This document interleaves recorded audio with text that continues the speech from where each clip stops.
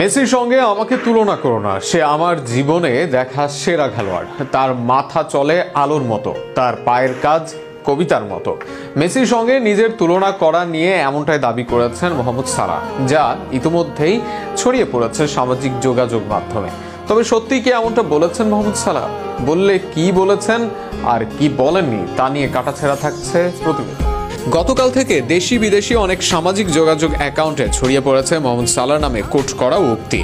Facebook, Instagram, এক্সেও ছড়িয়ে পড়েছে সেই লেখাটি, যেখানে দাবি করা হয় লিওনেল মেসির সঙ্গে আপনার তুলনা করা আপনি কিভাবে দেখেন। এই প্রশ্ন করা হয়েছিল মোহাম্মদ সালাহকে।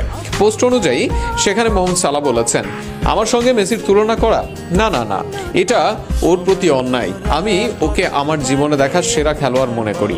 এছাড়া উক্ত পোস্টের দাবি মোহাম্মদ সালাহ বলেছেন, যখন মেসির বিপক্ষে খেলেছি মনে হয়েছে যেন অন্য কোনো গ্রহের খেলোয়াড়ের মুখোমুখি হয়েছি। ওর খেলার দৃষ্টিভঙ্গি, চিন্তার গতি, নিখুঁততা সবকিছুই অসাধারণ। আমি আমার অর্জন নিয়ে গর্বিত, কিন্তু মেসি ও এক অনন্য কিংবদন্তি।